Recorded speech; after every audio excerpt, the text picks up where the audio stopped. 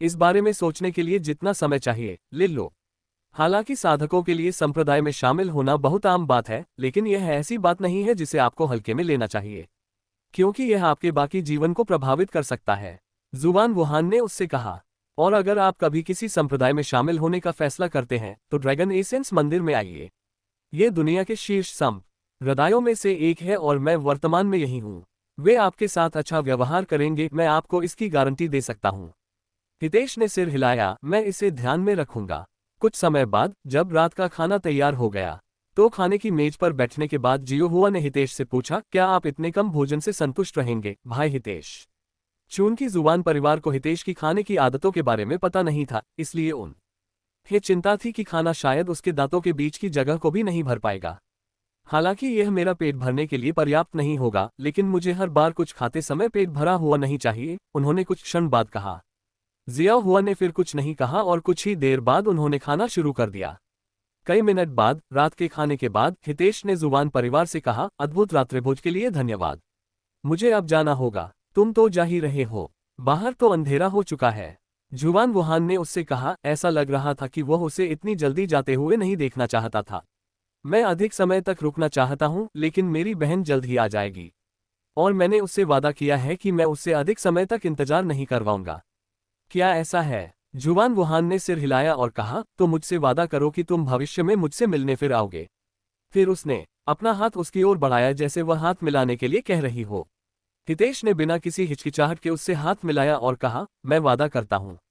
कुछ क्षण बाद जब हितेश और शियाओ हुआ इमारत से बाहर निकले तो पैट्रियार्क जुबान ने उससे कहा, क्या तुम सच में उसे पसंद करती हो, है ना? मैंने पहले कभी तुम्हें किसी दूसरे आदमी के प्रति इतना दोस्ताना व्यवहार करते नहीं देखा। भले ही वह बेहद प्रतिभाशाली और शक्तिशाली है, लेकिन यह एक नज़र में स्पष्ट नहीं होता है और यह उससे बात करने के बाद भी नहीं बदलता है। वह अपनी स्थिति के बावजूद एक बहुत ही दयालु और विनम्र व्यक्ति है, उन अभिमानी प्रतिभाशाली लोगों के बिल्कुल विपरीत। छोटी इन्हें मैं रोजाना देखने की आदी हूँ। यह एक ताज़ा एहसास है। जुबान वुहान ने अपने चेहरे पर एक सौम्य मुस्कान के साथ कहा, मैं इस बात से असहमत नहीं हो सकता। आजकल उनके जैसे प्रतिभाशाली साधक बहुत कम मिलते हैं। वे आमतौर पर अहंकार से भरे होते हैं और वे जितने अधिक प्रतिभाशाली होते हैं उनका चरित्र उतना ही खराब होता है। इससे केवल यह आश्चर्य होता है कि वे किस तरह की पृष्ठभूमि से हैं। कुलपति जुबान ने स्वीकृति भरे अंदाज में सिर हिलाया। तुम अपने दादाजी से बात क्यों नहीं करते? उन्हें स्थिति के बारे में बताओ और देखो कि क्या वे ताओवादी हितेश को संप्रदाय में शामिल होने के लिए मना सकते हैं। उसने अचानक सुझाव दिया। हालांकि जुबान वुहान ने अपना सिर हिलाया और कहा, मैं दादाजी को उनके अस्तित्व के बारे में बता दूंगी, लेकिन मैं उन्हें दाओवादी हितेश को मनाने के लिए नहीं कहूंगी। आखिरकार हम हताश नहीं दिख सकते। इस बीच बिल्डिंग के बाहर हितेश ने शियाओहुआ से कहा, मैं अभी लॉग ऑफ करने जा रहा हूं। अधिक जानकारी के लिए like-novelpub.com पर जाएं। बाद में मिलते हैं भाई हितेश, जियो हुआ ने हार में गायब होने से पहले उससे कहा। कुछ क्षण बाद हितेश ने साधना की दुनिया छोड़ दी और यूरो के वास्तविक दुनिया में लौटने की प्रतीक्षा करने लगा। भाई, मैं वापस आ गई हूँ। मैं आखिरकार कल तुम्हारे साथ खेल सकती हूँ। यूरो की उत्साहित आवाज उसके कमरे के बाहर गूंजी और हितेश दालान में उसके दौड़ने की आवाज सुन सकता था। वापस स्वागत है यूरो, हितेश ने उसके कमरे में प्रवेश करने के कुछ देर बाद मुस्कुराते हुए उससे कहा। आन पहल मुझे अपना स्कूल यूनिफॉर्म बदलने दो और तुम्हारे लिए डिनर तैयार कर दो। मैं अभी वापस आती हूँ, यूरो ने उससे कहा और इससे पहले कि हितेश उसे शांत होने के लिए कहे वह बाहर भाग गई। लगभग आधे घंटे बाद यूरो एक छोटी गाड़ी पर सभी आवश्यक सामान लेकर अपने कमरे में वापस आ गया। भाई, तुम्हारा दिन कैसा रहा? क्या तुम्हें लगता है कि तुम कल सुबह तक स्प्रिंग सिटी पहुंच पाओगे? यूरो ने उससे पूछा और उसके दुबले शरीर को गर्मगीले तौलिए से पोंछा। तुमने मुझे कम आंका है यूरो, मैं पहले से ही स्प्रिंग सिटी में हूँ, हितेश ने मुस्कुराते हुए जवाब दिया। सच में, मुझे यकीन है कि तुम पहले से ही इसके करीब थे, यूरो ने कहा, इस बात से पूरी तरह अनजान कि उसने वहां पहुंचने के लिए 30,000 मील से अधिक की यात्रा की थी और 350,000 सोने के सिक्के खर्च किए थे। तुम्हें कोई अंदाजा नहीं है, हितेश ने कहा, और कल सुबह का क्या मतलब है? क्या तुम आज रात नहीं खेल सकते? उद्धरण चिन्ह, मैं आज रात बजाना पसंद करूंगी, लेकिन कल सुबह मुझे घर पर पियानो का अभ्यास करना है, इसलिए मुझे इसके तुरंत बाद सो जाना होगा, उसने गीला तौलिया बदलते हुए और दूसरी बार उसके शरीर को पोंछते हुए कहा। मैं समझ गया, तो फिर मैं भी आज रात जल्दी सो जाऊंगा ताकि समय जल्दी बीत जाए, हितेश ने कहा। हितेश को साफ करने और खिलाने के बाद यू रो नहाने चली गई और सोने से पहले अपना खाना खाया। हमेशा की तरह उसने इंटरनेट पर कुछ मिनट बिताने की भी जहमत नहीं उठाई। अगली सुबह यू रो जल्दी उठ गया और 2 घंटे पियानो का अभ्यास किया, फिर हितेश के कमरे में वापस आकर उसका चेहरा धोया और उसे नाश्ता खिलाया। चलो शहर के प्रवेश द्वार के पास मिलते हैं, यू रो ने हितेश से कहा जब वह नाश्ते के बाद उसके होंठ पोंछ रही थी। अच्छा लगता है, मैं तुम्हें वहां देखूंगा, हितेश ने कहा। कुछ मिनट बाद हितेश खेल में शामिल हो गई जबकि यू रो अपने कमरे में वापस चली गई। बेहतर अनुभव के लिए leagueHanover.com पर जाएं। जियो हुआ, चलो चलें। हम अब मेरी बहन से मिलने जा रहे हैं। जियो हुआ ने अपना सिर हिलाया। किसी कारण से थोड़ा घबराहट महसूस कर रही थी। वैसे क्या तुम मेरा एक काम कर सकती हो? हितेश ने अचानक उससे पूछा जब वे शहर के सामने की ओर जा रहे थे। क्या बात है भाई हितेश? उसने उसकी ओर देखा। उन्होंने कहा, क्या आप मुझे मेरी बहन के साथ होने पर हितेश नहीं कह सकते? मैं बाद में उसे आश्चर्यचकित करना चाहूंगा। उसके शब्द सुनकर जियाओ हुआ ने अपने चेहरे पर एक उलझन भरी अभिव्यक्ति के साथ अपना सिर झुका लिया। ये थोड़ा जटिल है, लेकिन मेरा असली नाम हितेश नहीं है। मेरा मतलब है, ये हितेश है, लेकिन साथ ही यह हितेश भी नहीं है, उन्होंने उसे बताया। तो फिर जियो हुआ को भाई हितेश को क्या कहना चाहिए? उसने उससे पूछा। तियान, तियान, यह मेरा असली नाम है, हितेश ने उससे कहा। जियो हुआ समझ गया, भाई तियान, उसने अपना सिर हिलाया। धन्यवाद जियो हुआ। हितेश और शियाओ हुआ शहर के प्रवेश द्वार की ओर बढ़ते रहे।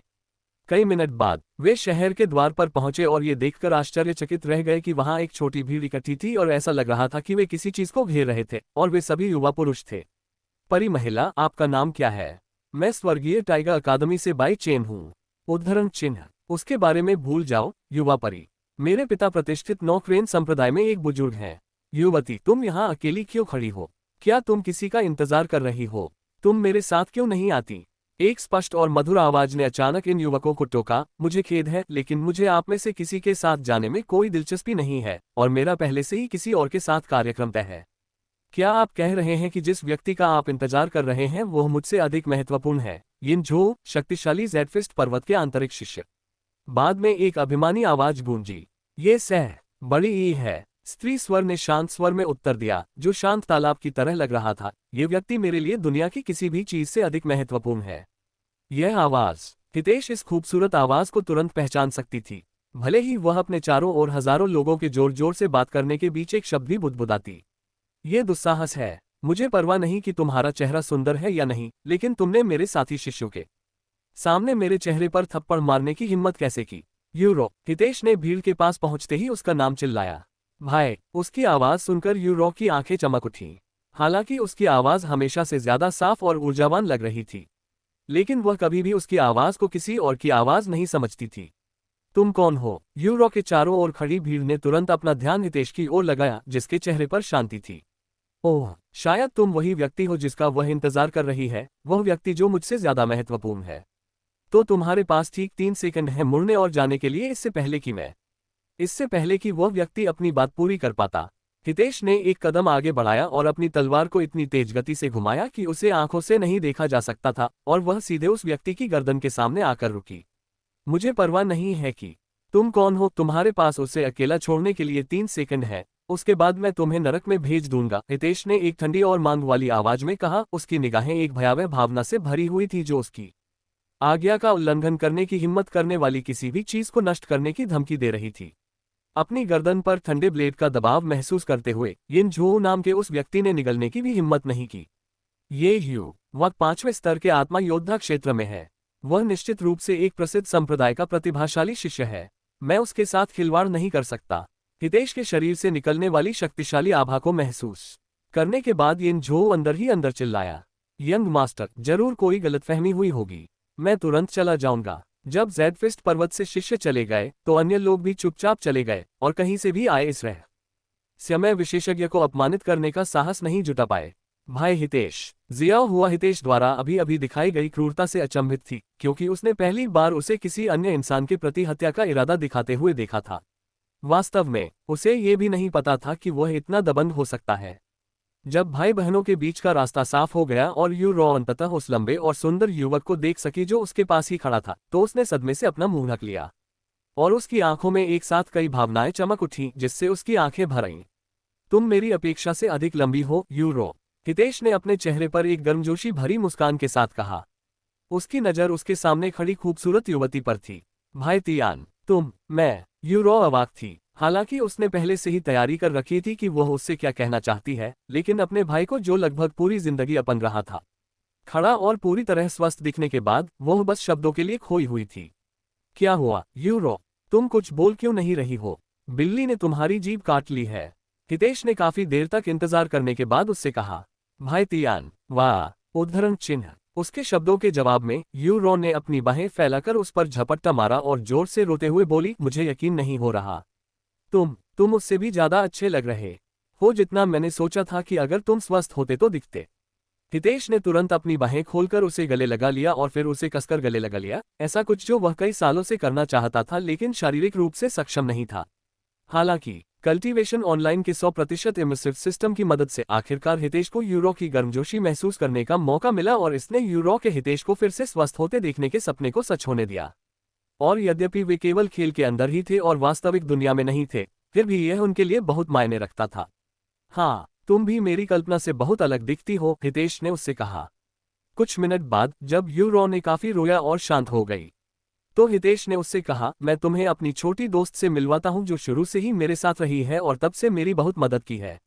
ये कहना अतिशयोक्ति नहीं होगी कि अगर वह न होती तो मैं अभी यहाँ नहीं होता। मैंने ये पहले भी कहा है, लेकिन वह अब मेरे लिए एक और छोटी बहन की तरह है। उद्धरण चिन्ह डॉट डॉट डॉट उद्धरण चिन्ह। यूरो ने हितेश के पीछे खड़ी सुंदर युवा लड़की की ओर देखा। कितनी सुंदर लड़की है, वह बिल्कुल गुड़िया जैसी दिखती है। यूरो को जिया हुआ की गुड़िया जैसी शक्ल देखकर आश्चर्य हुआ। इसमें कोई संदेह नहीं है कि जिया हुआ बड़ी होकर बहुत सुंदर महिला बनेगी। आपसे मिलकर अच्छा लगा, भाई तियान की बहन। जिया हुआ है। उसने कुछ देर बाद अपना परिचय दिया। वह एक एनपीसी है ना? वह तीसरे व्यक्ति में क्यों बात कर रही है? यूरो ने हितेश से पूछा। क्या यह अजीब है? मुझे ये बहुत प्यारा लगता है, हितेश ने कहा। प्यारा? यूरो ने थोड़ी संकुचित आंखों से उसकी ओर देखा। वैसे भी मुझे यूरो कहते हैं।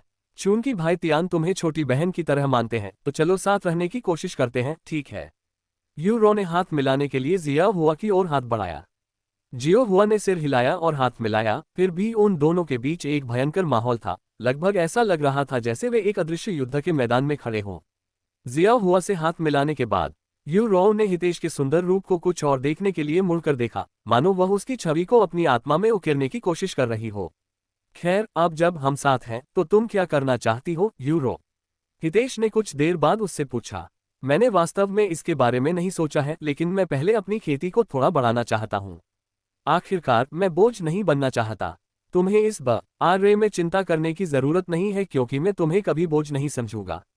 असल में मैं चाहता हूं कि तुम मुझ पर भरोसा करो क्योंकि इस दुनिया में सिर्फ मैं ही तुम्हारे लिए कुछ कर सकता हूं।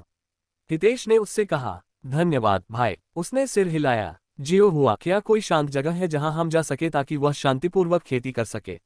हितेश ने फिर उससे पूछा। हम एक खेती का कमरा किराए पर ले सकते हैं, उसने तुरंत कहा। वे विशेष रूप से ऐसी स्थितियों के लिए बनाए गए हैं जहां खेती करने वालों को शांति से खेती करने के लिए एक जगह की आवश्यकता होती है, लेकिन उनके पास अपना कोई स्थान नहीं होता है। एक साधना कक्ष, ये बहुत दिलचस्प लगता है, यूरो ने कहा। हम इसे कहाँ पा सकते हैं? हर शहर में कम से कम एक तो होता ही है, इसलिए यहाँ भी एक होना चाहिए। चलो चारों ओर पूछताछ करते हैं, हितेश ने सुझाव दिया। कुछ मिनट बाद कुछ पैदल यात्रियों से बात करने के बाद उन्हें कल्टीवेटर्स हेवन नामक एक स्थान के बारे में पता चला जो कुछ ही ब्लॉक की दूरी पर था, इसलिए वे उस स्थान की ओर बढ़ने लगे। कुछ समय बाद वे एक बड़ी और ऊंची इमारत के सामने खड़े थे, जो 20 मंजिलों वाली थी और एक शिवालय जैसी दिख रही थी। जैसे ही वे इमारत में दाखिल हुए, वहां मौजूद एक रिसेप्शनिस्ट ने उन्हें देखा और तुरंत उनकी ओर हाथ हिलाया। कल्टीवेटर्स हेवन में आपका स्वागत है। मैं आपकी क्या सहायता कर सकती हूँ? सुंदर महिला ने उनसे पूछा जब वे उसके पास पहुंचे। नमस्ते, हम खेती के लिए एक कमरा किराए पर लेना चाहते हैं, हितेश ने जवाब दिया। रिसेप्शनिस्ट ने उनकी ओर देखा और पूछा, आप सभी के लिए एक कमरा या सिर्फ एक कमरा? उन्होंने कहा, एक कमरा ठीक है। तो फिर आप कितने समय के लिए कमरा किराए पर लेना चाहेंगे? हितेश ने यूरो की ओर देखा और उससे पूछा, कब तक? जब मैं आपके साथ होती हूं तो मैं साधना पर बहुत अधिक समय नहीं बिताना चाहती, इसलिए कुछ घंटे ही पर्याप्त हैं, यूरो ने कहा। हितेश ने सिर हिलाया और रिसेप्शनिस्ट के पास लौट आया। 4 घंटे पर्याप्त हैं। हालांकि रिसेप्शनिस्ट ने क्षमाप्रार्थी भाव से जवाब दिया, मुझे खेद है लेकिन हम एक बार में 24 घंटे से कम समय के लिए कमरा किराए पर नहीं दे सकते। हालांकि आप जब चाहें तब जा सकते हैं। ठीक है, तो हम 24 घंटे करेंगे। हितेश ने सिर हिलाया। धन्यवाद। अब जहां तक कमरे की बात है, आप किस मंजिल पर कमरा चाहते हैं? क्या अंतर है? हितेश ने पूछा। हमारे साधकों के आश्रय में कुल 21 कमरे उपलब्ध हैं और आप जितनी ऊंची मंजिल पर जाएंगे, आपकी साधना उतनी ही अधिक प्रभावी होगी क्योंकि हमने उस कमरे में आत्मा क्यूई की गुणवत्ता में सुधार करने के लिए विशेष व्यवस्थाएं रखी हैं। बेशक ये सब अधिक लागत पर आता है। 1 से 9वीं मंजिल पर स्थित कमरों में सामान्य गुणवत्ता वाली स्पिरिट क्यूई होगी, जबकि 10वीं 20वीं मंजिल पर स्थित कमरों में उच्च गुणवत्ता वाली स्पिरिट क्यूई होगी, सामान्य रूप से बाहर खेती करने। और 1 से 9वीं मंजिल पर स्थित कमरों की तुलना में लगभग 30% सुधार। इमारत के शीर्ष पर स्थित कमरों की बात करें तो 21वीं मंजिल पर इसमें लगभग 50% सुधार हुआ है। उस मंजिल पर केवल 3 कमरे उपलब्ध हैं और उनमें से 2 पहले से ही भरे हुए हैं। आप किस मंजिल पर कमरा लेना चाहेंगे? रिसेप्शनिस्ट ने उन्हें कमरा संरचना समझाने के बाद पूछा। मुझे 21वीं मंजिल वाला कमरा चाहिए, हितेश ने बिना किसी हिचकिचाहट के जवाब दिया, क्योंकि वह यूरो के लिए केवल सर्वश्रेष्ठ चाहता था और सर्वश्रेष्ठ से कम कुछ भी स्वीकार नहीं करेगा। क्या आप निश्चित हैं, सम्मानित अतिथि? 21वीं मंजिल के कमरों को 24 घंटे उपयोग करने के लिए 1000 स्वर्ण सिक्के खर्च होंगे और आप इसका उपयोग केवल कुछ घंटों के लिए ही करेंगे। रिसेप्शनिस्ट थोड़ा हैरान हुआ। 1000 सोने के सिक्के? यूरो की आंखें चौंक कर चौड़ी हो गईं और उसने जल्दी से हितेश की आस्तीन खींची। भाई, आपको मुझ पर इतना पैसा खर्च करने की जरूरत नहीं है। हम यहाँ सिर्फ कुछ घंटों के लिए ही रहेंगे। हालांकि हितेश ने अपने चेहरे पर दृढ़ भाव के साथ अपना सिर हिलाया। बकवास। यह एकमात्र तरीका है जिससे मैं वास्तविक दुनिया में आपके बलिदानों का बदला चुका सकता हूं और मैं इसके बारे में विनम्र नहीं होने जा रहा हूं। मैं कमरे का भुगतान करूंगा, भले ही इसकी कीमत 100,000 सोने के सिक्के हों। इससे पहले कि यूरो उसे और अधिक मना पाती, हितेश ने जल्दी से पैसे काउंटर पर रख दिए और दोहराया, मुझे 21वीं मंजिल पर 24 घंटे के लिए एक कमरा चाहिए।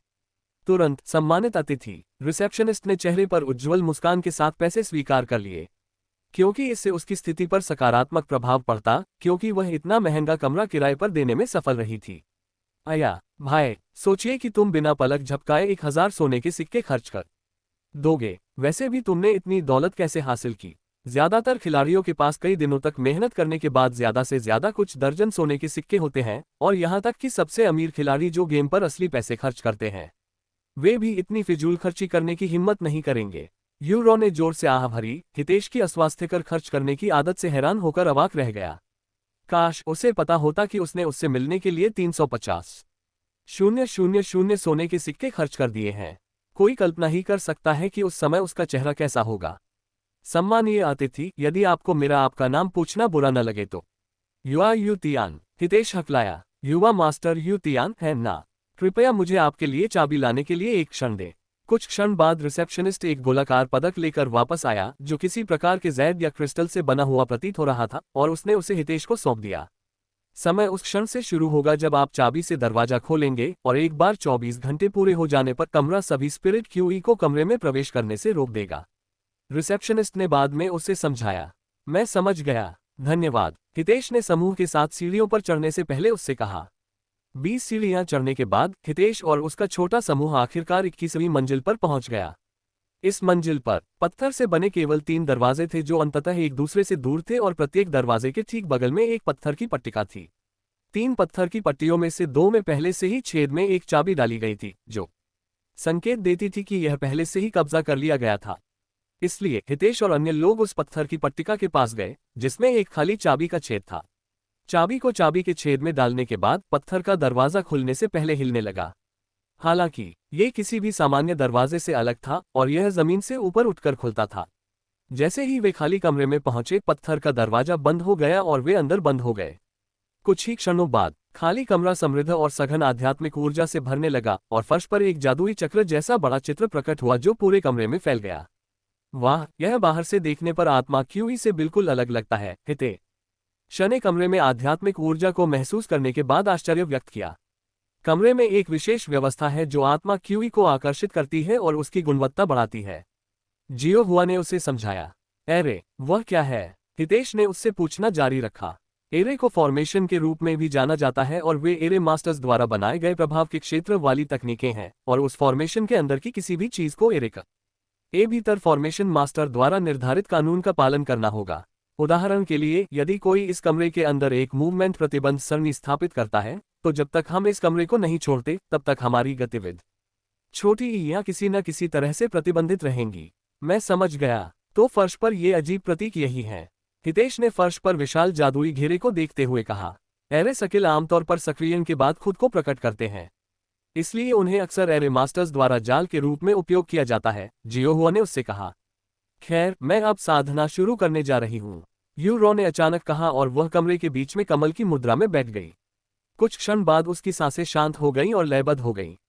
आपने पहली बार साधना की है, क्यूई अनुभव को अनलॉक किया है। जैसे ही उसने अपनी पहली क्यूई को अवशोषित किया, उसके सामने एक अधिसूचना प्रकट हुई। क्यूई गैदरिंग एरे के कारण आपकी क्यूई अवशोषण दर थोड़ी बढ़ गई है। 1/5000, 3/5000, 4/5000, 6/5000, 7/5000, 9/5000। जब यूरो चुपचाप साधना कर रही थी, हितेश ने धीमी आवाज में जियोहुआ से कहा कि वह यूरो का ध्यान भंग न करे। जियोहुआ, क्या तुम्हें लगता है कि तुम मेरी बहन को भी दिव्य स्तर की तकनीक सीखने दोगी? उसने उससे पूछा। हालांकि जियाहुआ ने जल्दी से अपना सिर हिलाया और कहा, क्योंकि जियाहुआ निचले स्वर्ग से नहीं है। जियाहुआ निचले स्वर्ग में रहने वालों की मदद नहीं कर सकती या उसे स्वर्ग द्वारा दंडित किया जाएगा। हाँ, तो फिर तुम मेरी मदद क्यों कर रही हो? हितेश ने हैरान चेहरे से उसकी ओर देखा। क्योंकि जियाहुआ ने भाई तियान को सर्वोच्च स्वर्ग की विरासत में उसकी सहायता करने के लिए चुना है और जियाहुआ केवल उन लोगों की मदद कर सकता है जो विरासत में भाग ले रहे हैं। मैंने ये पहले भी सुना है, लेकिन वास्तव में सर्वोच्च स्वर्ग की विरासत क्या है? अधिक जानकारी के लिए leaguehannover.com पर जाएं।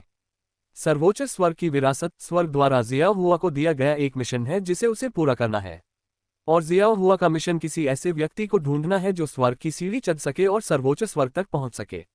तुम इस मिशन का बोझ क्यों उठा रहे हो? और अगर तुम असफल हो गए तो क्या होगा?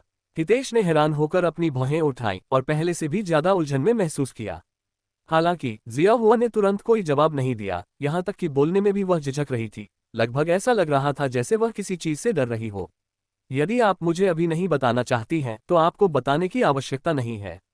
जब भी आप तैयार महसूस करें, मुझे बताएं, मैं हमेशा सुनने के लिए तैयार रहूंगी। हितेश ने कुछ क्षण बाद उससे कहा। धन्यवाद भाई तियान। उसने चेहरे पर राहत भरी नजर के साथ सिर हिलाया। तो क्या तुम मुझे स्वर्ग की इस सीढ़ी के बारे में बता सकते हो? उसने पूछना जारी रखा। हाँ, स्वर्ग की सीढ़ी एक ऐसा मार्ग है जो किसी को उच्चतर लोक की ओर ले जाएगा, यदि वे उस मार्ग पर आने वाली चुनौतियों को पार करने में सफल हो जाएं। ओह, मुझे याद है कि तुमने उच्चतर क्षेत्र में जाने से पहले क्षेत्र संरक्षक को हराने के बारे में कुछ कहा था। हितेश को अचानक अपनी बातचीत याद आ गई जब उसने ज़ेडमेडक को हराया था। जियोहुआ ने सिर हिलाया और आगे कहा, इस दुनिया में स्वर्ग तक जाने के लिए कई सीढ़ियां हैं और अगले क्षेत्र में आने से पहले हर सीढ़ी के अंत में एक क्षेत्र रक्षक होता है। तो फिर यह स्वर्ग की सीढ़ी कहाँ है? मैं इसे देखना चाहूंगा। भाई तियान अभी भी स्वर्ग की सीढ़ी को चुनौती देने के लिए बहुत कमजोर है, वह सिर्फ तभी मरेगा जब वह अभी जाएगा। जियोहुआ ने चेहरे पर एक गंभीर भाव के साथ उससे बात की। तो फिर मुझे इसे किस स्तर पर चुनौती देनी चाहिए? स्पिरिट ग्रैंड मास्टर, स्वर्ग की सीढ़ी पर चढ़ने के लिए ये सबसे न्यूनतम आवश्यकता है। भले ही आप एक प्रतिभाशाली व्यक्ति हो, उसने तुरंत जवाब दिया। स्पिरिट ग्रैंड मास्टर, वह तो बहुत दूर है। हितेश ने आह भरी। भाई तियान की प्रतिभा के साथ वह कुछ ही समय में स्पिरिट ग्रैंड मास्टर तक पहुंच जाएगा। जियोहुआ ने आत्मविश्वास से भरी आवाज में कहा। लगभग 1 घंटे बाद यूरो ने अपनी आंखें खोली और उत्साहित स्वर में बोली, भाई, मैंने प्रथम स्तर की आत्मा प्रशिक्षुता में प्रवेश कर लिया है और एक साधक बन गई हूँ। आप अपनी नश्वर बेड़ियों को तोड़ने में सफल हो गए हैं और एक आत्मा प्रशिक्षु बन गए हैं। सभी आंकड़े जोड़ 5-0। बधाई हो यूरो, हितेश ने चेहरे पर मुस्कान के साथ उससे कहा। हम अपना साहसिक कार्य शुरू करने से पहले मैं कुछ और साधना करने जा रही हूँ। कृपया मेरे साथ थोड़ी देर और धैर्य रखें भाई तियान। उसने कहा, जितना समय आपको चाहिए उतना समय ले लीजिए, आप मुझे चाहे जितना भी इंतजार करवाएं, मैं शिकायत नहीं करूंगा। उद्धरण चिन्ह। हितेश ने चेहरे पर एक कड़वी मीठी मुस्कान के साथ कहा। यदि यूरो में पिछले 5 वर्षों से लगभग हर दिन बिना कोई शिकायत किए उसकी देखभाल करने का धैर्य है, तो वह न छोटी ईशिचित रूप से कुछ घंटों के बारे में शिकायत नहीं करेगा। साधना कक्ष के अंदर 1 और घंटा बिताने के बाद यूरो ने दूसरे स्तर के आत्मा प्रशिक्षु क्षेत्र में प्रवेश किया। आपने सफलता के लिए पर्याप्त क्यूई अवशोषित कर लिया है। आप दूसरे स्तर के स्पिरिट अप्रेंटिस तक पहुंच गए हैं। सभी आंकड़े जोड़ 7-5। 2 घंटे बाद वह तीसरे स्तर की आत्मा शिक्षु में प्रवेश कर गई। आपने सफलता के लिए पर्याप्त क्यूई अवशोषित कर लिया है। आप तीसरे स्तर के आत्मा प्रशिक्षु तक पहुंच गए हैं। सभी आंकड़े जोड़ 100। भाई, मैंने काफी खेती कर ली है, चलो कुछ और करते हैं। यूरो ने बाद में उससे कहा। क्या तुम्हें यकीन है? अगर तुम चाहो तो कुछ और खेती कर सकती हो, उसने उससे कहा। ईमानदारी से कहूं तो मैं साधना जारी रखना चाहती हूं, क्योंकि मैं इस कमरे को किराए पर लेने के लिए आपके द्वारा खर्च किए गए 1000 स्वर्ण सिक्कों को बर्बाद नहीं करना चाहती। लेकिन मैं यहाँ साधना में समय बर्बाद भी नहीं करना चाहती। यूरो ने अपने चेहरे पर एक उलझन भरे भाव के साथ आह भरी। मैं तुम्हें बता रहा हूं, ये केवल 1000 स्वर्ण सिक्के हैं। मैं कुछ राक्षसों को मारकर और उनके राक्षस कोर बेचकर इतना कमा सकता हूं, उसने उससे कहा। सच में, तुम राक्षसों से लड़कर इतना पैसा कमा सकते हो? यूरो ने उसे संदेह भरी निगाहों से देखा। अगर कोई इस तरीके से पैसा कमा सकता तो क्या बतख हर कोई सोने के सिक्कों से अमीर नहीं हो गया होता? बेशक, हितेश ने सिर हिलाया। खैर, अगर तुम जाना चाहती हो तो चलो, तुम्हारे लिए कुछ उपकरण खरीद लाते हैं। हम नहीं चाहते कि तुम शहर से खाली हाथ जाओ, उसने उससे कहा। यूरो ने सिर हिलाया और हितेश के पीछे कमरे से बाहर चला गया। लेकिन जाने से पहले उन्हें दरवाजे के बगल में लगे एक लीवर को खींचना पड़ा ताकि दरवाजा खुल जाए। कमरे से बाहर निकलने के बाद हितेश ने पत्थर की पट्टिका से चाबी ली और अन्य लोगों के साथ नीचे की ओर चला गया। अभी भी 20 घंटे बाकी हैं। इसे यहां आने वाले अगले व्यक्ति को दे देना, हितेश ने कहा और उसने चकित रिसेप्शनिस्ट को चाबी सौंप दी। सम्मानित अतिथि, आप बस इस चाबी को अपने पास रख सकते हैं और अगली बार जब आप हमारे कल्टीवेटर्स हेवन में आएंगे तो इसका इस्तेमाल कर सकते हैं। इसके अलावा पूर्वी महाद्वीप में हमारी कई शाखाएं हैं और जब तक आपके पास ये चाबी है, आप किसी भी अन्य शाखा में कमरा किराए पर ले सकते हैं। रिसेप्शनिस्ट ने उसे समझाया। सच में, हितेश ने अपनी भौहें उठाई, तो मैं इसे अपनी छोटी बहन को दे दूंगा। वह भविष्य में इसका इस्तेमाल कर सकती है। चूंकि वह राक्षसों के कोर का उपभोग करके खेती कर सकता है, इसलिए उसे अपनी खेती में सुधार करने के लिए कल्टीवेटर्स हेवन जैसे विशिष्ट स्थानों का उपयोग करने की आवश्यकता नहीं थी। हितेश ने आश्चर्यचकित रिसेप्शनिस्ट को पैसे देते हुए कहा, मैं 30,000 स्वर्ण सिक्के खर्च करके और समय खरीदना चाहूंगा ताकि भविष्य में उसे इसकी आवश्यकता पड़े। तुरंत, आदरणीय अतिथि। रिसेप्शनिस्ट ने तुरंत पैसे स्वीकार कर लिए और पीछे की ओर भाग गई। भाई, यूरो ने अचानक उसे पुकारा। क्या? उसने मासूम चेहरे से उसकी ओर देखा। 30,000 स्वर्ण मुद्राएं। यदि आपके पास इतना पैसा है तो भी आपको इसे मुझ पर खर्च नहीं करना चाहिए था। उसने जल्दी से उसे उपदेश दिया। वास्तविक दुनिया में 30,000 स्वर्ण सिक्कों का मूल्य लगभग $300,000 था। किसी भी चीज पर खर्च करने के लिए यह बहुत बड़ी रकम थी। किसी साधना कक्ष को किराए पर देने की तो बात ही छोड़िए। मेरा विश्वास करो यूरो, ये केवल 30,000 स्वर्ण सिक्के हैं। तुम्हारे भाई के पास बहुत सारे सिक्के बचे हैं और यह एक अच्छा निवेश है। अगर हम साथ में नहीं खेल सकते और तुम सुरक्षित वातावरण में अपनी खेती को बेहतर बनाना चाहते हो, हालांकि यह बहुत ज्यादा लग सकता है, लेकिन खेती के मामले में तुम पहले से ही ज्यादातर खिलाड़ियों से पीछे हो और यह तुम्हें आगे बढ़ने में मदद करेगा, भले ही ये थोड़ा ही क्यों न हो। उद्धरण चिन्ह ... यूरो अवाक रह गई, मुख्यतः इसलिए क्योंकि हितेश ने जो कहा वह समझ में आता था। निश्चित रूप से ऐसे दिन आएंगे जब वे एक दूसरे के साथ नहीं खेल पाएंगे, और अगर वह ऐसे दिनों में खेती में सुधार करना चाहती है तो वह बस कल्टीवेटर्स हेवन में जा सकती है और सुरक्षित और शांतिपूर्वक खेती कर सकती है, क्योंकि उसे लड़ाई या खून बहाना पसंद नहीं था। कुछ मिनट बाद रिसेप्शनिस्ट एक नई चाबी लेकर वापस आए और हितेश को सौंपते हुए बोली, सम्मानित अतिथि, इस चाबी में 40 दिन का समय है। कृपया इसे सुरक्षित रखें। हम 40 दिन। हितेश ने अपनी भौहें उठाई, क्योंकि गणित सही नहीं था। हाँ, हमने आपको हमारे साथ व्यापार करने के लिए बोनस के रूप में 10 दिन देने का फैसला किया है। रिसेप्शनिस्ट ने चेहरे पर मुस्कान के साथ कहा, कृषकों का आश्रय स्थल आपके संघों में शामिल कर लिया गया है। कल्टीवेटर्स हेवन के साथ व्यापार करने से आपके संबंध थोड़े बढ़ गए हैं। मैं समझ गया, धन्यवाद। हितेश ने यूरो को देने से पहले नई चाबी स्वीकार कर ली। धन्यवाद भाई, उसने चाबी स्वीकार कर ली। ओह, मेरे पास यहाँ एक अतिरिक्त स्टोरेज पाउच है, आप इसे ले सकते हैं और अपने सामान को इसके अंदर रख सकते हैं। हितेश ने उसे एक स्टोरेज पाउच देते हुए कहा। चूंकि उसके पास एक स्थानिक अंगूठी भी है, इसलिए उसे स्टोरेज पाउच की जरूरत नहीं थी। अधिक जानकारी के लिए lightnavlpub.com पर जाएं। तुम्हारे पास स्टोरेज पाउच भी है। आखिर तुमने इतना दुर्लभ खजाना कैसे प्राप्त किया? केवल मुट्ठी भर खिलाड़ियों के पास स्टोरेज पाउच है और वे सभी शीर्ष खिलाड़ी हैं। यूरो ने उसे चौड़ी आंखों से देखा। क्या वह वास्तव में इस पूरे समय सिर्फ खेल रहा था? ऐसा कोई तरीका नहीं था कि खेल के इस चरण में एक साधारण खिलाड़ी के पास इतना पैसा हो, स्टोरेज पाउच तो दूर की बात है। आखिर वह इस खेल में क्या कर रहा है? यह मुझे उपहार के रूप में दिया गया था, हितेश ने कहा। एक उपहार? जिसने भी तुम्हें ये दिया है वह अविश्वसनीय रूप से अमीर और उदार होगा। यूरो ने प्रशंसा में आह भरी। खैर, चलो एक दुकान ढूंढते हैं और आपके लिए कुछ उपकरण लाते हैं, हितेश ने कुछ देर बाद कहा। मुझे बुरा लग रहा है कि तुमने मुझ पर इतना पैसा बर्बाद किया, भाई। तुम मुझे बहुत ज्यादा बिगाड़ रहे हो। मैं तो बस शुरुआत ही कर रहा हूं, उसने गर्व से कहा। उसे ताजगी महसूस हो रही थी कि वह आखिरकार यूरो की मदद कर सकता है। वास्तव में मैं तुम्हें तब तक बिगाड़ता रहूंगा जब तक मैं संतुष्ट नहीं हो जाता। यूरो ने केवल अपना सिर हिलाया और एक कड़वी मीठी मुस्कान के साथ बोली, हालांकि मैं आभारी हूं, लेकिन जब आपके पास पैसे न हो तो मुझे दोष मत दीजिए। मैं बस कुछ राक्षसों का शिकार कर सकता हूं और उस समय उनके राक्षस कोर को बेच सकता हूं। उसने अपने चेहरे पर एक उज्ज्वल मुस्कान के साथ कहा और वे एक उपकरण की दुकान की तलाश में स्प्रिंग सिटी के चारों ओर घूमने लगे। कुछ समय तक शहर में घूमने के बाद हितेश और अन्य लोगों ने अंततः एक उपकरण स्टोर पर निर्णय लिया जिसका नाम स्प्रिंग सिटी के आध्यात्मिक खजाने रखा गया।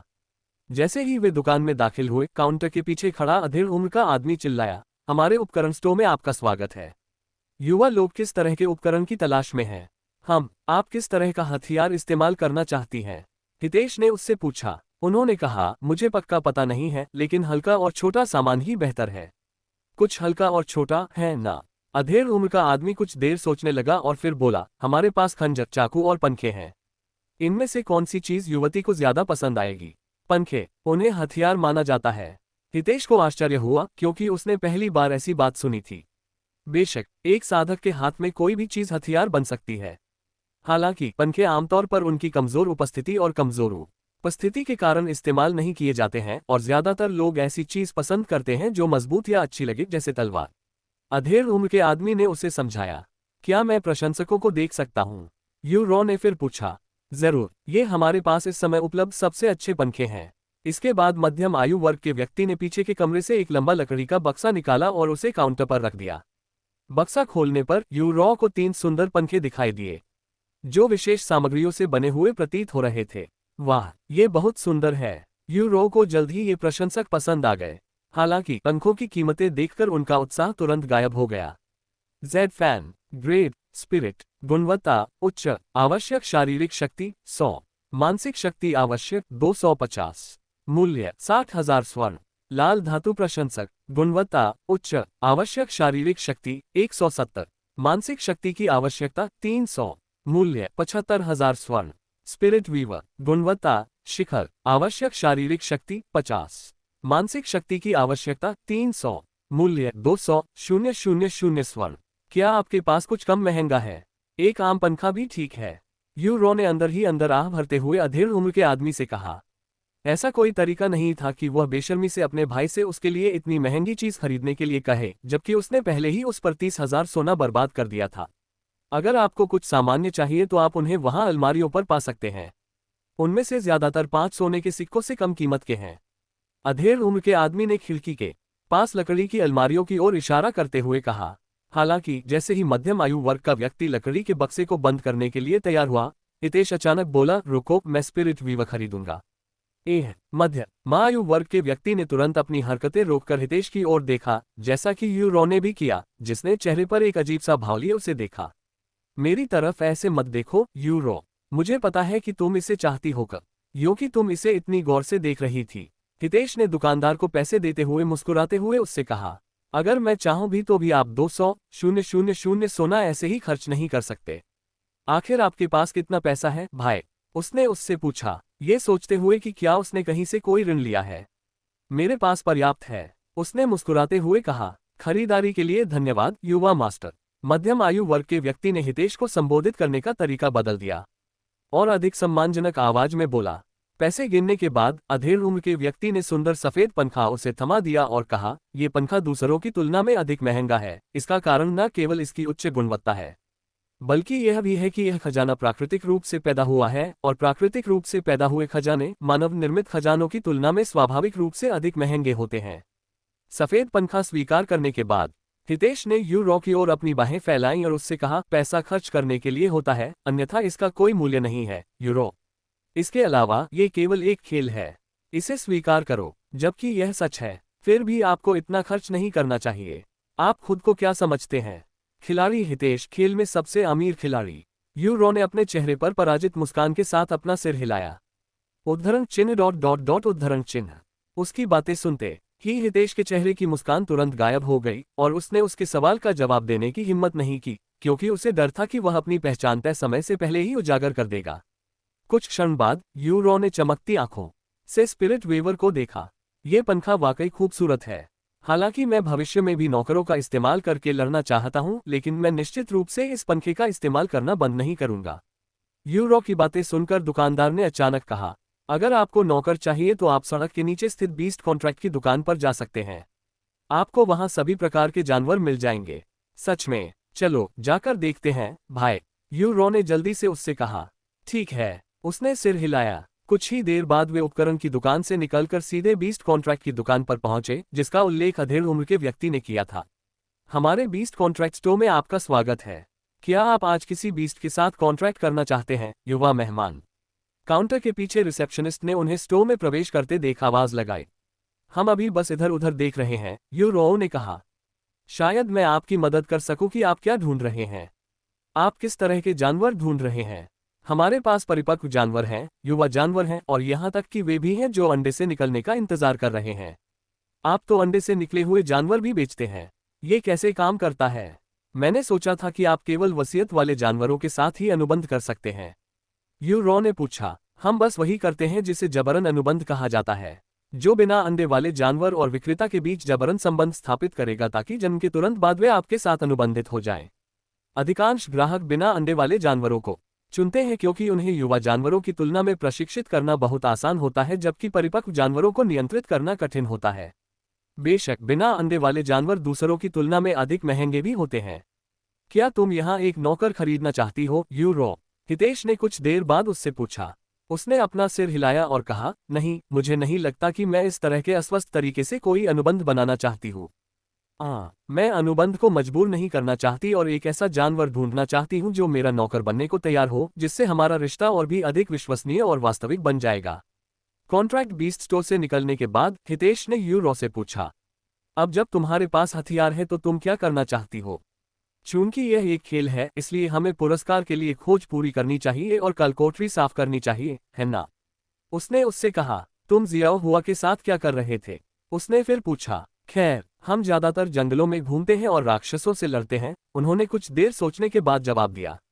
आप बस यही कर रहे थे। खोज के बारे में क्या? उसने बड़ी आंखों से उनकी ओर देखा। ओह, हमने अभी तक केवल 2 खोजें पूरी की हैं। 2, और तुम किसी तरह इतने पैसे प्राप्त करने में कामयाब हो गए। मुझे तुम पर विश्वास नहीं होता, भाई। छोटे उम्र में कुछ ऐसा अनोखापन होगा जो तुम अन्य खिलाड़ियों से अलग कर रहे हो, तभी तुम्हारे पास इतने पैसे हैं। तो क्या आप हमारे साथ राक्षसों का शिकार करना चाहते हैं? बेशक, हम केवल आपके स्तर के राक्षसों से ही लड़ेंगे, हितेश ने सुझाव दिया। हालांकि उसने अपना सिर हिलाया और कहा, हम राक्षसों से बाद में लड़ सकते हैं।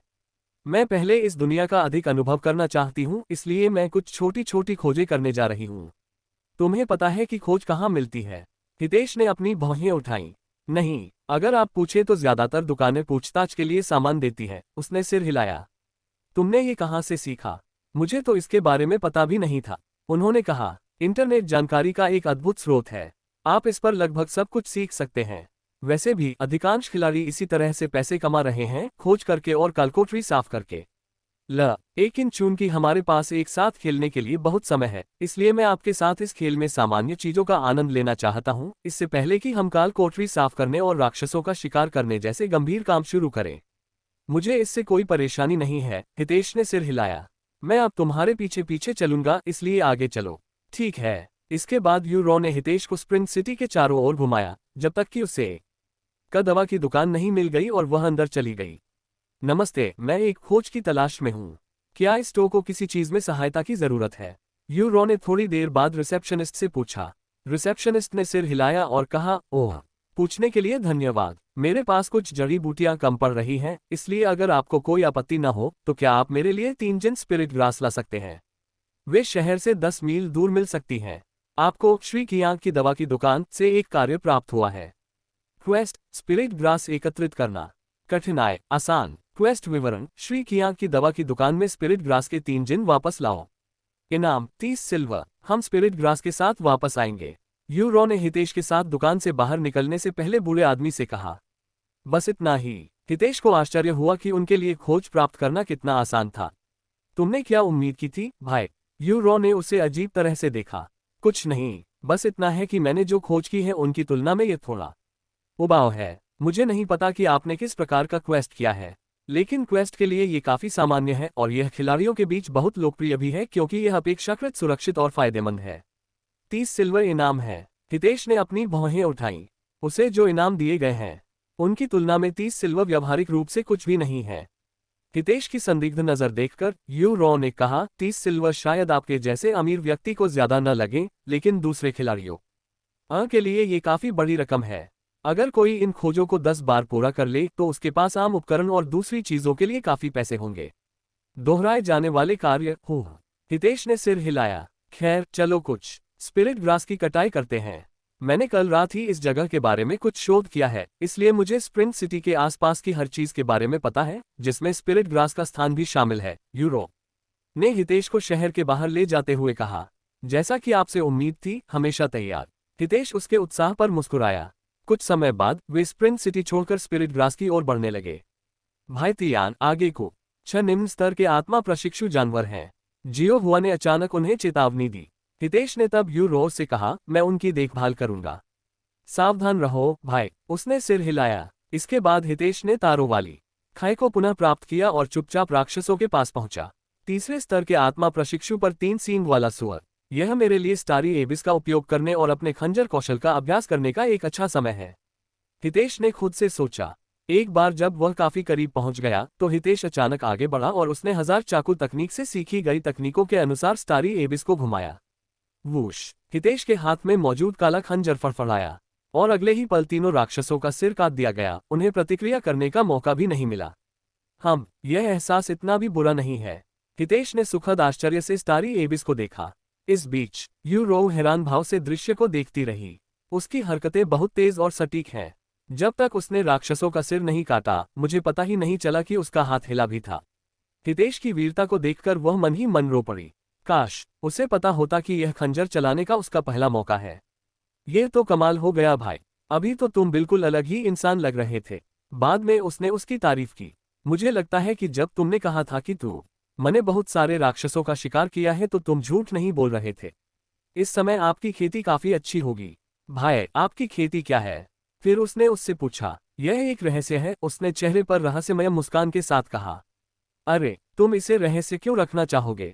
उसने अपनी भौहें उठाईं। क्योंकि यह मेरे पास आपके लिए एक सरप्राइज है, उसने तुरंत जवाब दिया। यूरो ने संदिग्ध दृष्टि से उसकी ओर आंखें सिकोड़कर देखा। यह देखकर हितेश ने घबराकर हंसते हुए कहा, खैर अब जब राक्षसों से निपटा जा चुका है तो चलो आगे बढ़ते हैं। तुम ऐसे ही चले जाओगे? इन 3 राक्षसों का क्या होगा? यूरो ने अचानक उससे पूछा।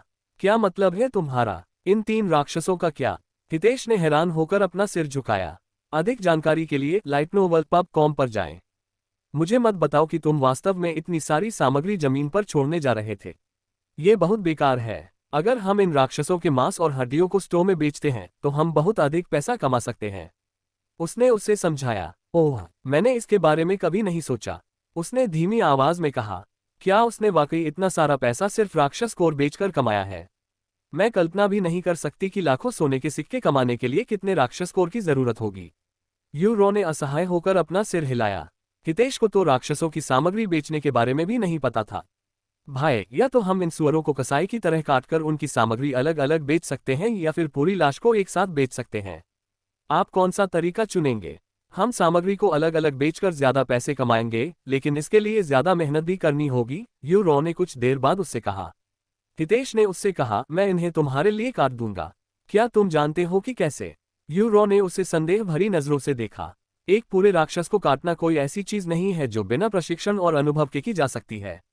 हितेश ने उससे कहा, हाँ, मेरे पास खाना पकाने की एक तकनीक है जिसे 1000 चाकू तकनीक कहा जाता है, और जब मैं इन लाशों को देखता हूं तो मेरा दिमाग स्वतः ही मुझे बताता है कि मैं इन्हें अपने खंजर से कैसे काटूं। लगभग ऐसा ही स्वाभाविक है। सचमुच। लेकिन मुझे इस बात में अधिक दिलचस्पी है कि आपके पास खाना पकाने के लिए एक विशेष तकनीक क्यों है?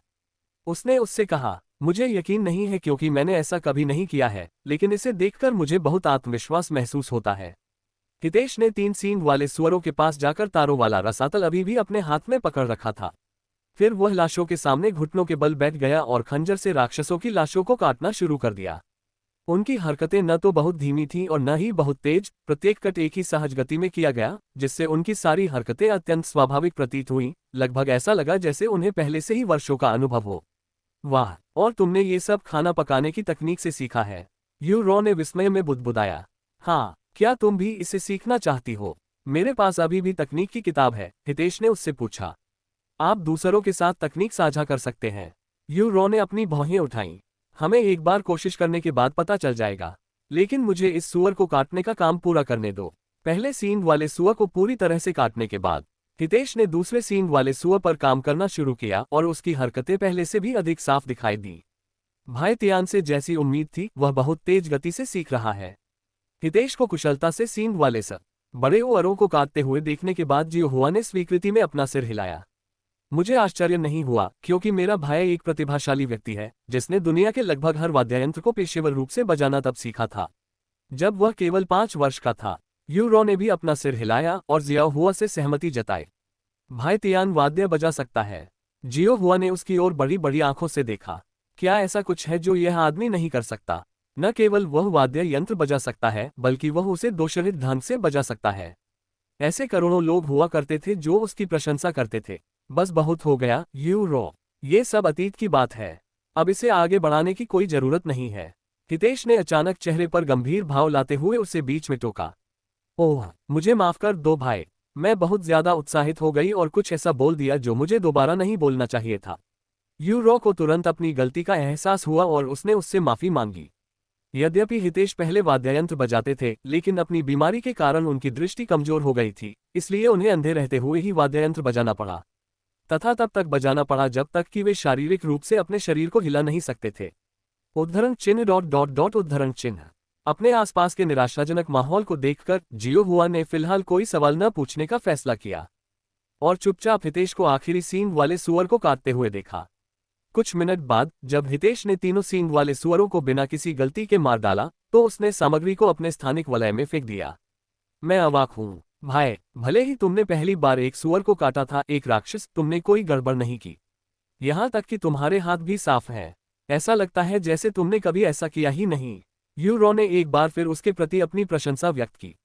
हितेश ने कहा, यह मुख्यतः चाकू की तकनीक का ही परिणाम है कि मैं इसे काट सका और इस चाकू ने इसे और अधिक चिकना बना दिया। यहाँ आप स्वयं इस तकनीक को क्यों नहीं देखते? हितेश ने स्टोर से खरीदी गई 1000 चाकू तकनीक निकाली और यू रॉ को सौंप दी। यह एक किताब की तरह है, उसने पन्ने पलटते हुए कहा।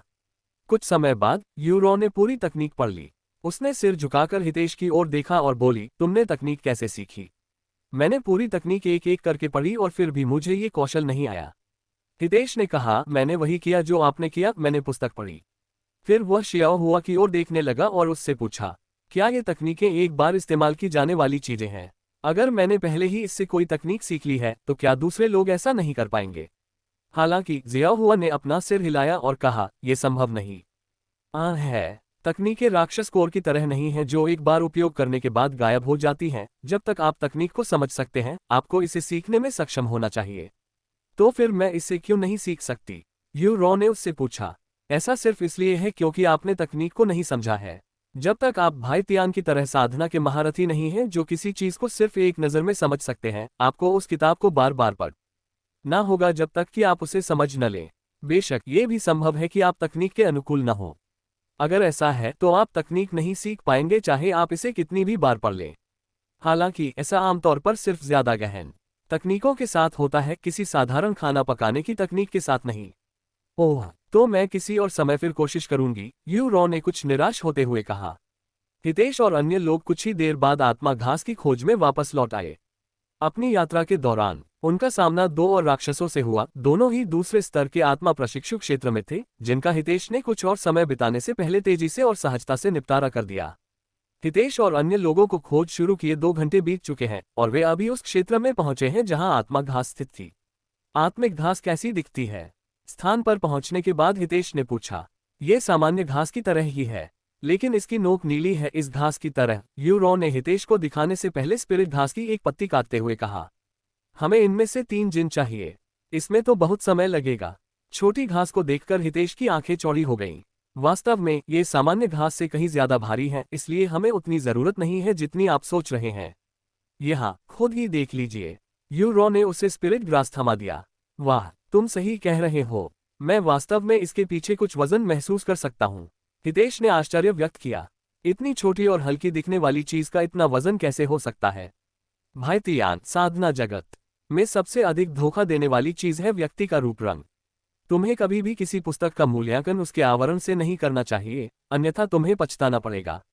जियो हुआ ने उसे चेतावनी दी। हितेश ने अपना सिर हिलाया और फिर चारों ओर देखने लगा।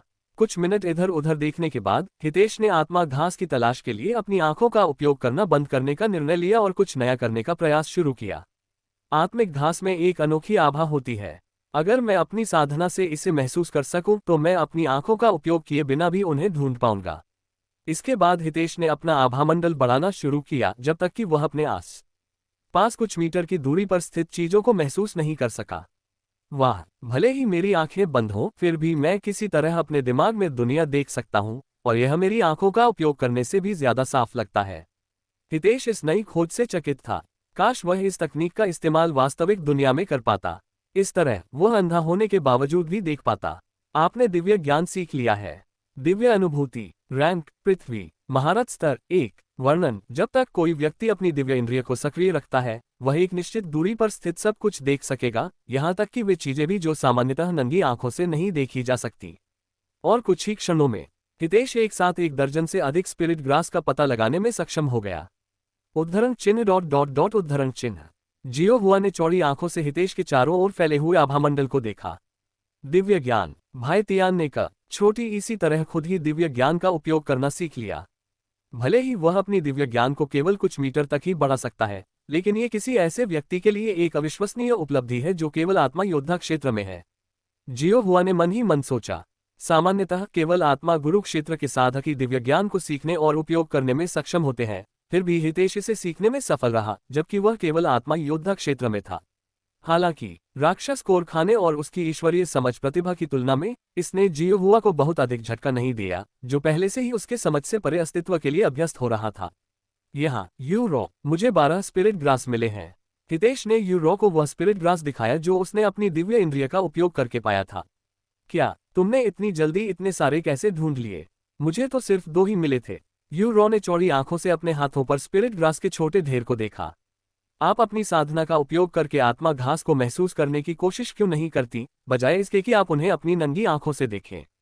ये बहुत आसान और अधिक कुशल है क्योंकि उनके पास एक अनोखी आभा होती है जो उन्हें बाकी लोगों से अलग करती है। हितेश ने उससे कहा। मैं ऐसा कैसे कर सकती हूँ? उसने हैरानी से अपनी भौहें उठाईं। ओह, मुझे भी यकीन नहीं है। हितेश ने अपना सिर खुजलाया क्योंकि यह उसके लिए एक स्वाभाविक भावना थी। भाई तियान, दिव्य ज्ञान कोई ऐसी चीज नहीं है जिसका उपयोग कोई भी कर सके, और इसे सीखने से पहले उनके पास उपयुक्त साधना होनी चाहिए। जियो हुआ ने उससे कहा। ओह, क्या ऐसा है? हितेश ने सिर हिलाया। तो मैं अपनी दिव्य इंद्रिय से आत्मा घास की तलाश जारी रखूंगा। एक बार जब हितेश और अधिक आत्मा घास की तलाश में चला गया, तो यूरो ने जियो हुआ की ओर देखा और उससे कहा, अपनी छोटी उम्र के बावजूद तुम बहुत सी चीजें जानती हो। उद्धरण चिन्ह ...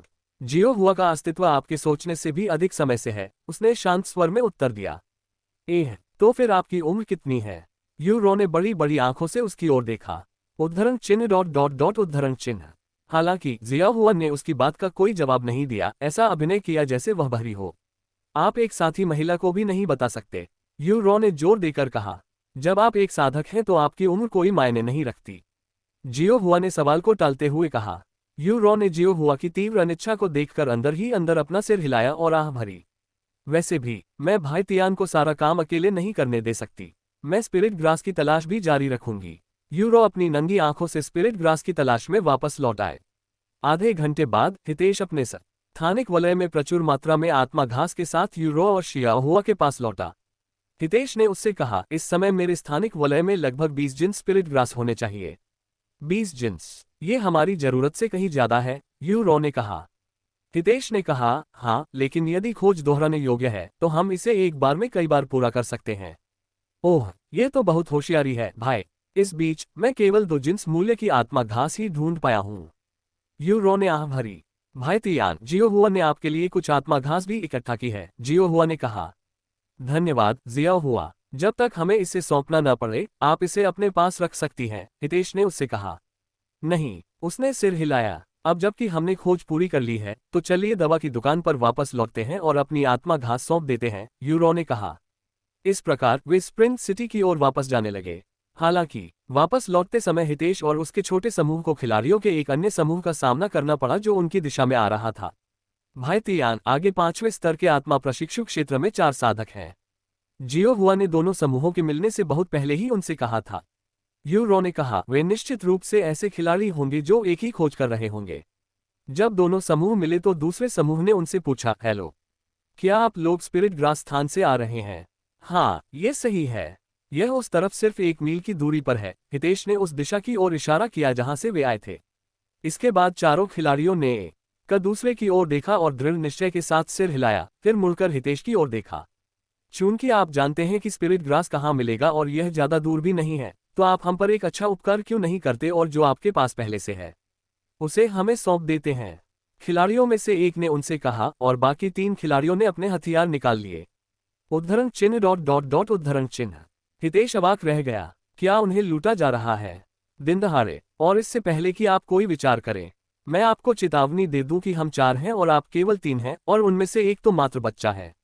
खिलाड़ी ने कहा। हमें क्या करना चाहिए भाई? यूरो ने उसकी आस्तीन पकड़ते हुए उससे पूछा। हितेश ने चारों खिलाड़ियों को देखकर आंखें सिकोड़ ली और कुछ देर बाद उनसे पूछा, तुम चारों खिलाड़ी हो, है ना? तो क्या हुआ अगर हम हैं? जल्दी करो और हमें अपनी सारी आत्मा घास दे दो, या हमें इसे तुम्हारी लाशों से लेना होगा। उद्धरण चिन्ह डॉट डॉट डॉट उद्धरण चिन्ह। हितेश ने चारों खिलाड़ियों को नजरअंदाज कर दिया और यूरो से पूछा, क्या आप मुझे ये बता सकती हैं कि अगर खिलाड़ी मर जाते हैं तो वे बाद में फिर से जीवित हो जाएंगे? यूरो ने सिर हिलाया और कहा, यदि कोई खिलाड़ी मर जाता है तो वह 1 घंटे तक अपने चरित्र को नियंत्रित नहीं कर पाएगा और वह उसी शहर में पुनः जन्म लेगा जहां वह आखिरी बार गया था। क्या तुम उन्हें मारने जा रहे हो? उसने बाद में उससे पूछा। हाँ, उसने चेहरे पर ठंडे भाव के साथ सिर हिलाया। उद्धरण चिन्ह डॉट डॉट डॉट उद्धरण चिन्ह। जिया हुआ ने उसे बड़ी आंखों से देखा। वह स्वेच्छा से 4 साधकों को मारने जा रहा है। कुछ दिन पहले किसी को भी नहीं मारने की उसकी धार्मिक बात का क्या हुआ? हितेश ने स्टारी एबिस को पुनः प्राप्त किया और चारों खिलाड़ियों के पास जाकर ठंडी निगाहों से देखा और वह धीमी आवाज में बोला, मुझे परवाह नहीं है कि तुम हमें लूटना चाहते हो या नहीं। मुझे परवाह नहीं होती अगर तुम मुझे मारना भी चाहते। हालांकि मुझसे पहले मेरी बहन को मारने की धमकी देकर तुमने एक ऐसी सीमा पार कर दी है जिसे तुम्हें कभी पार नहीं करना चाहिए था। चारों खिलाड़ी हितेश के गंभीर चेहरे को देखकर जोर जोर से हंसने लगे। क्या तुम हम चारों से अकेले लड़ने जा रहे हो? तुम अपने आप को क्या समझते हो? हमारा समय बर्बाद करना बंद करो और अभी मर जाओ। खिलाड़ियों में से एक ने अचानक आगे बढ़कर अपनी मुट्ठी में तलवार को हितेश की ओर धीमी गति से घुमाया। ऐसा लग रहा था जैसे वह तलवार चलाने में बिल्कुल नौसिखिया हो। उद्धरण चिन्ह डॉट डॉट डॉट उद्धरण चिन्ह। अचानक हुए हमले के बावजूद हितेश शांत रहा, यहां तक कि उसने खिलाड़ी की ओर घृणा भरी नजरों से देखा। आप इसे तलवार से हमला कहते हैं? हितेश ने लापरवाही से अपना शरीर घुमाया और बड़ी मुश्किल से तलवार को चकमा दिया। जैसे ही हितेश ने खिलाड़ी के हमले को चकमा दिया, उसने अपना हाथ आगे बढ़ाया और स्टारी एबिस से खिलाड़ी की छाती पर वार कर दिया। उद्धरण चिन्ह डॉट डॉट डॉट उद्धरण चिन्ह। खिलाड़ी ने अविश्वास से भरी बड़ी बड़ी आंखों से उसे एक क्षण तक देखा, फिर जमीन पर गिर पड़ा। आपने अपने पहले खिलाड़ी को मार दिया है। आपने खिलाड़ी हत्यारा की उपाधि प्राप्त कर ली है। उसने हमारे भाई को मार डाला। उसे मार डालो और हमारे भाई का बदला लो। अपने भाई को हितेश द्वारा मारे जाने के बाद शेष 3 खिलाड़ी तुरंत हरकत में आ गए। उनके चेहरे गुस्से से भर गए। 1000 चाकू तकनीक। हालांकि इससे पहले कि कोई भी खिलाड़ी उसके करीब पहुंच पाता, हितेश ने स्टारी एबिस को घुमाया और इससे पहले कि खिलाड़ी कोई प्रतिक्रिया कर पाते, उनकी गर्दन के ठीक सामने एक काली रोशनी चमक उठी। तारांकन प्लॉप प्लॉप प्लॉप। कुछ ही देर बाद तीनों खिलाड़ी एक साथ फर्श पर गिर पड़े और उनकी गर्दन पर गहरे घाव हो गए। 4 खिलाड़ियों को मारने के बाद हितेश ने फर्श पर पड़ी लाशों को देखा और उसके दिल में एक अवर्णनीय भावना उत्पन्न हुई। मैंने सोचा था कि मैं लोगों को नहीं मार पाऊंगा, लेकिन यह आश्चर्यजनक रूप से आसान था। हितेश ने अपनी हथेलियों को देखा जो थोड़ी कांप रही थीं। हालांकि वह न तो डरा था और न ही इस अनुभव से वह सदमे में था। यह उत्साह है, हितेश ने अविश्वास में खुद से कहा। अधिक जानकारी के लिए कॉम पर जाएं। जब उसने 4 खिलाड़ियों से लड़ाई की तो उसे ऐसा नहीं लगा कि वह किसी इंसान से लड़ रहा है।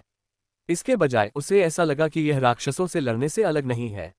भाई, क्या तुम ठीक हो? कुछ देर बाद यूरो और शियाओ हुआ उसके पास आए। क्या तुम्हें कहीं चोट लगी है? यूरो ने चोटों की जांच करने के लिए उसके पूरे शरीर को थपथपाना शुरू कर दिया।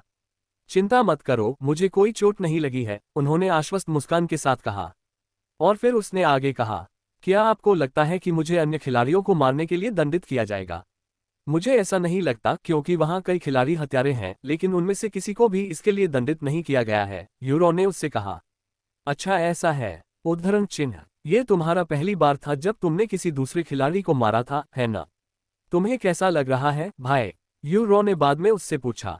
मुझे नहीं पता, लेकिन एक बात पक्की है कि मुझे इसके बारे में बुरा नहीं लगता, और यह जानकर कि वे हमेशा के लिए नहीं मरते, ये बहुत आसान हो गया, उन्होंने कहा।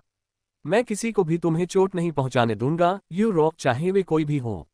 अधिक जानकारी के लिए lightnovelpoo.com पर जाएं। धन्यवाद भाई। यूरो ने अपने थोड़े गुलाबी चेहरे पर शर्मीले भाव के साथ सिर हिलाया। हमें उनकी लाशों के साथ क्या करना चाहिए? हितेश ने कुछ देर बाद पूछा।